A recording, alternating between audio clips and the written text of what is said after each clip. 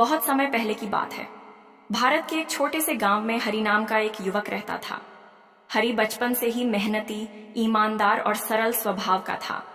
उसके पिता किसान थे और मां गृहिणी। परिवार का जीवन साधारण था। खेत की फसल से जितना अन्न उगता, उसी से पेट भरता और थोड़ी बहुत कमाई से घर चलता। लेकिन अक्सर ऐसा होता कि कभी बारिश कम पड़ जाती तो कभी बाढ़ आ जाती, जिससे फसल बर्बाद हो जाती और घर की हालत बिगड़ने लगती। पर इन्हें बचपन से ही देखा था कि उसके माता पिता दिन रात मेहनत करते हैं, फिर भी गरीबी उनका पीछा नहीं छोड़ती। कभी घर में अनाज की कमी, कभी पैसों की। त्योहार आने पर बच्चे नए कपड़े पहनते, लेकिन हरि के घर में अक्सर पुराने कपड़े ही निकाल कर पहनने पड़ते। फिर भी उसके माता पिता उसे हमेशा यही सिखाते कि सच्चाई, मेहनत और ईश्वर में आस्था रखने वाला कभी खाली हाथ नहीं रहता। हरि के मन में शुरू से ही मां लक्ष्मी के प्रति गहरी श्रद्धा थी।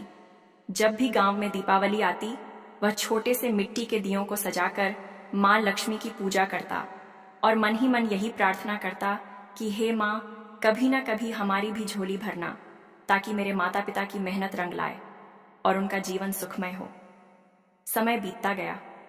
हरि बड़ा हुआ और पढ़ाई लिखाई में भी अच्छा था, लेकिन गरीबी के कारण वह शहर जाकर आगे की पढ़ाई नहीं कर पाया। उसने ठान लिया कि वह गांव में ही कुछ ऐसा करेगा जिससे अपने परिवार और गांव दोनों की किस्मत बदल सके। गांव में कई लोग खेती छोड़कर शहर पलायन कर चुके थे, क्योंकि जमीन से उन्हें गुजारा नहीं होता था। हरि ने सोचा, अगर मां लक्ष्मी की कृपा हो जाए तो यही गांव भी सोने की चिड़िया बन सकता है। लोग कहते हैं कि धन सिर्फ मेहनत से नहीं, बल्कि भाग्य और मां लक्ष्मी की कृपा से मिलता है। तो क्यों ना मैं पूरी श्रद्धा से उनकी भक्ति करूं और देखूं कि मां मुझे कहां ले जाती हैं। उस दिन से हरि ने एक नियम बना लिया। हर सुबह सूर्योदय से पहले स्नान करता, घर के कोने में छोटा सा मंदिर बनाकर मां लक्ष्मी का ध्यान करता और लाल फूल, चावल, हल्दी, कुमकुम अर्पित करता। फिर मां लक्ष्मी के मंत्रों का जाप करता। उसके मन में यह भावना थी कि पूजा सिर्फ मांगने के लिए नहीं, बल्कि मन को पवित्र करने के लिए है। गांव वाले अक्सर हंसते, हरि तू पूजा पाठ में इतना समय क्यों घुमाता है, इससे पेट नहीं भरता। गैया ताऊ से मवासा। लेकिन हरि मुस्कुराकर कहता, पेट तो मेहनत से भरता है, लेकिन मेहनत को फल देने वाली शक्ति मां लक्ष्मी ही तो है। धीरे धीरे हरि का मन और अधिक श्रद्धा से भरने लगा।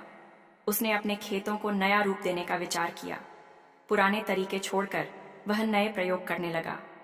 बारिश का पानी जमा करने के लिए उसने तालाब बनवाया। खेत में जैविक खेती शुरू की। गांव के कुछ लोग उसका मजाक उड़ाते, पर हरि ने हार नहीं मानी। एक दिन की बात है, रात में हरि ने एक अद्भुत स्वप्न देखा। स्वप्न में एक दिव्य आभा प्रकट हुई। सुनहरी प्रकाश से सारा वातावरण जगमगा उठा। उसमें से एक सुकोमल, तेजस्वी और अत्यंत करुणामयी स्वर उभरा। हरि डर मत, मैं लक्ष्मी हूं। तेरी श्रद्धा और भक्ति ने मुझे प्रसन्न किया है।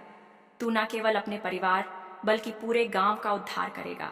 लेकिन याद रखना, धन तभी टिकेगा जब उसमें सेवा, दान और करुणा का भाव होगा। यदि स्वार्थ आ गया तो सब नष्ट हो जाएगा। कई हरि चौंक कर उठ बैठा। उसका दिल तेजी से धड़क रहा था। उसे विश्वास हो गया कि मां लक्ष्मी ने उसके स्वप्न में आकर मार्गदर्शन दिया है। उस दिन से उसकी सोच पूरी तरह बदल गई। अब वह सिर्फ अपने लिए नहीं, बल्कि पूरे गांव के उत्थान के लिए प्रयास करने लगा। उसने खेती से जो थोड़ा लाभ हुआ, उसका कुछ हिस्सा गरीब बच्चों की पढ़ाई पर खर्च किया। कुछ पैसों से गांव के मंदिर में दीप जलाए। गांव वाले धीरे धीरे उसके कार्यों से प्रभावित होने लगे। उन्हें लगा कि हरि के साथ कुछ दिव्य शक्ति है, तभी उसकी मेहनत रंग ला रही है। धीरे धीरे हरि के खेतों में भरपूर फसल होने लगी। जो किसान गांव छोड़कर जा चुके थे, वे वापस आने लगे और हरि से सीखकर खेती करने लगे। गांव में खुशहाली। परंतु असली परीक्षा अभी बाकी थी। एक बार गांव में भयंकर सूखा पड़ा। न बारिश हुई, न खेतों में पानी। सब लोग निराश हो गए, लेकिन हरि ने हार नहीं मानी। उसने मां लक्ष्मी को स्मरण किया और अपने तालाब का पानी पूरे गांव के खेतों में बांट दिया। लोग हैरान रह गए कि जहां सब किसान सिर्फ अपने लिए सोचते, वहां हरि ने अपनी मेहनत सबके लिए अर्पित कर दी। गांव वालों ने कहा, हरि तू सचमुच मां लक्ष्मी का सच्चा भक्त है। तेरे कारण हमारा जीवन बचा है। और उसी रात हरि ने फिर स्वप्न देखा। मां लक्ष्मी प्रकट हुई। हाथ में कमल लिए स्वर्णाभा से दमकती हुई। उन्होंने कहा, हरि, आज तूने सबसे बड़ा त्याग किया है। तूने यह साबित किया है कि सच्ची लक्ष्मी वहीं बसती है जहां करुणा और त्याग हो। मैं तुझे अखंड ऐश्वर्य प्रदान करती हूं जो कभी नष्ट नहीं होगा। और सुबह जब हरि जागा तो उसने पाया कि उसके खेतों की मिट्टी में अद्भुत उर्वरता आ गई है। जहां बाकी खेतों में सूखा था, वहां उसके खेत हरे भरे हो उठे। यह देखकर गांव वाले दंग रह गए। उन्हें विश्वास हो गया कि मां लक्ष्मी सचमुच हरि पर प्रसन्न है। अब हरि का नाम दूर दूर तक फैलने लगा।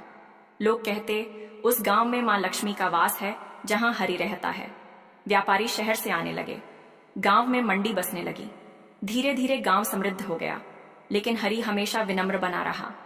वह कहता, यह सब मेरी मेहनत नहीं, मां लक्ष्मी की कृपा है। गांव के बच्चे अब अच्छे स्कूलों में पढ़ने लगे। औरतें आत्मनिर्भर होने लगीं। पुरुषों को रोजगार मिलने लगा। हर घर में दीप जलने लगे। दीपावली के दिन गांव पूरा सोने की तरह चमकने लगा। पर हरि जानता था कि मां लक्ष्मी ने चेतावनी दी थी, धन में स्वार्थ न आने पाए। तो इसलिए उसने सबको यही सिखाया कि जितना पाओ उतना दूसरों में बांटो। एक समय ऐसा आया कि राजा तक को इस गांव की समृद्धि का समाचार मिला। वह स्वयं हरि से मिलने आया और बोला, हरि, तूने जिस तरह अपने गांव को बदल दिया, वैसा कोई चमत्कार ही कर सकता है। मुझे बता, इसका रहस्य क्या है? हरि मुस्कुराया और बोला, राजन, यह किसी एक व्यक्ति का काम नहीं, ये मां लक्ष्मी की कृपा और पूरे गांव की एकता का परिणाम है। जब हम मिलकर मेहनत करते हैं और धन को सिर्फ अपने लिए नहीं, सबके लिए बांटते हैं, तभी लक्ष्मी स्थायी रूप से वास करती है। राजा उसकी बात सुनकर प्रभावित हुआ और उसने हरि को अपने राज्य का कृषक गुरु बना दिया ताकि वह पूरे राज्य में समृद्धि फैला सके। राजा के आदेश से हरि पूरे राज्य में आदर के साथ सम्मानित होने लगा।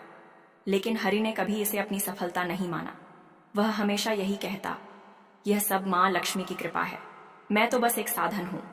राज्य भर के गांवों में हरि गया और किसानों को सिखाया कि कैसे जल का संरक्षण करना चाहिए, कैसे मिलजुल कर खेती करनी चाहिए और कैसे मेहनत को सेवा से जोड़ना चाहिए। लोग आश्चर्य करते कि इतना साधारण किसान कैसे इतना बड़ा ज्ञान बांट रहा है। लेकिन हरि जब भी बोलता, उसके शब्दों में आत्मविश्वास और सत्य की गहराई होती। वह हर सभा की शुरुआत मां लक्ष्मी के स्मरण से करता और कहता, मां लक्ष्मी केवल सोने चांदी में नहीं, बल्कि अन्न, ज्ञान और करुणा में भी बसती हैं।